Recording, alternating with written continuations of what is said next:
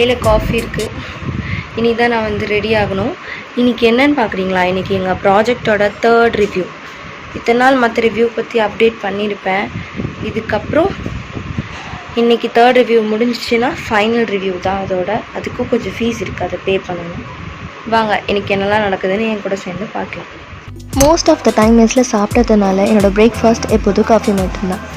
தென் நான் யூஸ் பண்ணிக்கிட்டு இருந்த மாமா ப்ராடக்ட் கொஞ்சம் கொஞ்சமாக காலியாக இருக்கிறதுனால back to the form Pond's ஒயிட்டுக்கே மறுபடியும் போயிட்டு.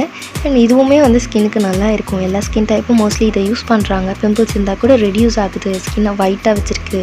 இதுக்கெல்லாம் நான் பிராண்ட் ப்ரொமோஷன்லாம் கொடுத்துட்ருல, நேச்சுரலாக நடக்கிற விஷயத்த சொன்னேன். பவுடர் கூட நான் அதுதான் யூஸ் பண்ணுவேன். பட் சின்ன வயசுலேருந்து 8th ஸ்டாண்டர்ட் வரைக்குமே எங்கள் அம்மா எனக்கு ஜான்சன் அண்ட் ஜான்சன் பிராண்ட் எல்லாருக்கும் தெரியும் இல்லையா, அதில் இருக்க baby lotion, baby soap, baby பவுடர்னு எல்லாமே அந்த பிராண்ட்லேருந்து தான் எனக்கு 8th ஸ்டாண்டர்ட் வரைக்குமே யூஸ் பண்ண வச்சாங்க. அது வரைக்கும் நல்லா தான் இருந்தது. அப்புறம் தான் மாறிட்டேன். ரெகுலர் காலேஜ் இருந்த வரைக்குமே நான் வந்து இந்த நோட்டு புக்ஸ் அப்படின்னு சொல்லிட்டு ரொம்ப வெயிட்டாக இருக்கும். சாரி, புக் எங்களுக்கு கிடையாது, நோட்டு மட்டும்தான். அப்போல்லாம் ரொம்ப வெயிட்டாக இருக்கும். பாட்டில் எடுத்துகிட்டு போகவே யோசிப்பேன். ஆனால் இப்போது ப்ராஜெக்ட் மட்டும்தான், வேறு எதுவும் இல்லைன்றனால ஒரு பாட்டில், சில ஃபைல்ஸ் இருந்தால் அதுவும். எங்களுக்கு மட்டும் எங்கேருந்தா பிரச்சனை வருதுன்னே தெரியல. இவ்வளோ நாள் எந்தவித பிரச்சனையும் இல்லாத லேப்டாப் எங்களுக்கு அன்றைக்கி கைட் கிட்டே இம்மிடியேட்டாக ஃபைலை காமிச்சு சைன் வாங்கணும். அப்போ தான் மவுஸ்லேருந்து லேப்லேருந்து எல்லாம் பிரச்சனை பண்ணிகிட்டு இருந்தது. சரி ஓகே, பேட்டரியை மட்டும் சேஞ்ச் பண்ணி போட்டால் மறுபடியும் ஒர்க் ஆகும்னு சொல்லி எங்கள் டீம்மேட் அவளும் வந்து ட்ரை பண்ணிகிட்டு இருந்தா. அப்புறம் கொஞ்சம் ஒர்க் ஆச்சு, ஆனால் எங்களுக்கு டைம் நாசமாக போச்சு. ஸோ கைடு கிட்ட டிலே ஆகி கைடு கிட்ட திட்டு வாங்கினது தான் மிச்சம். காலேஜில் ப்ராஜெக்ட்னு வந்துட்டால் அதில் இருக்க முக்கியமான விஷயம் என்ன தெரியுமா? டீம்மேட்ஸ் சூஸ் பண்ணுறது தான். அந்த விஷயத்தில் நாங்கள் லக்கி தான்.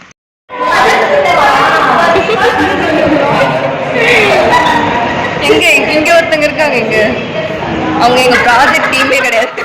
ஐயோ அலாட்டாய்.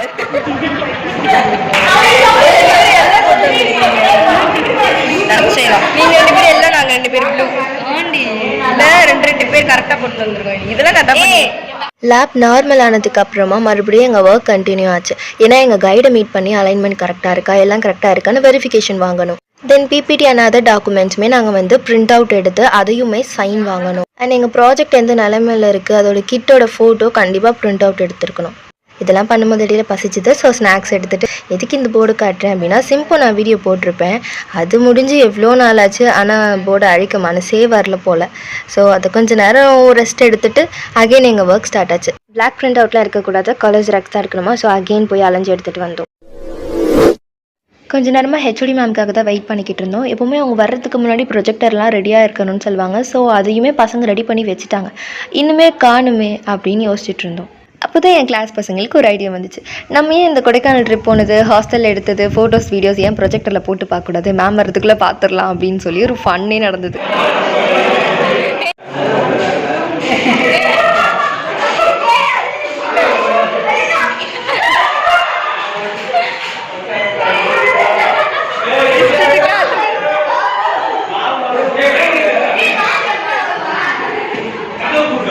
என்னதான் ஆளாளுக்கு ஒரு ரீசனோட டென்ஷனில் கடுப்பில் இருந்தாலும் ஒட்டுமொத்தமாக கிளாஸ் எல்லோரும் ஒன்றா உட்காந்து பழைய மெமரிஸை ப்ரொஜெக்டரில் இது குட்டி ஃபேர்வெல் மாதிரி பண்ணிக்கிட்டு செம்ம ஃபன்னாக இருந்தது.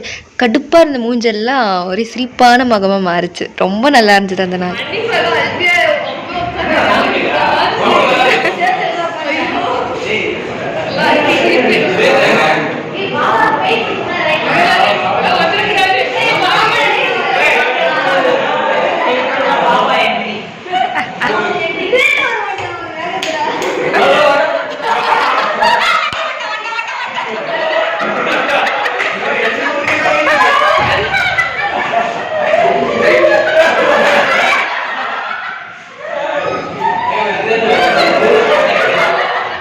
நாங்கள் ட்ரிப் போனதை நான் ஒரு 3 எபிசோட்ஸாக அப்லோட் பண்ணியிருக்கேன். பார்க்காதவங்க செக் பண்ணி பாருங்கள்.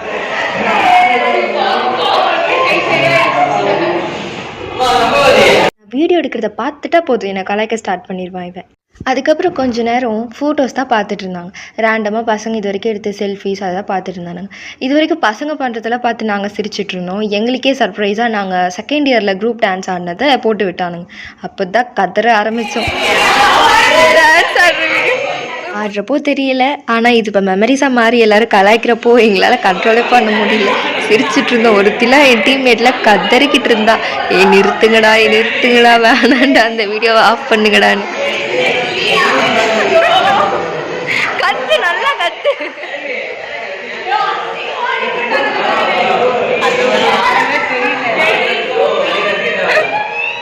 எல்லா வருஷமும் கல்ச்சுரல்ஸில் பார்ட்டிசிபேட் பண்ணுவேன். அது எல்லாமே இன்ஸ்டாலையும் போஸ்ட் பண்ணியிருக்கேன்.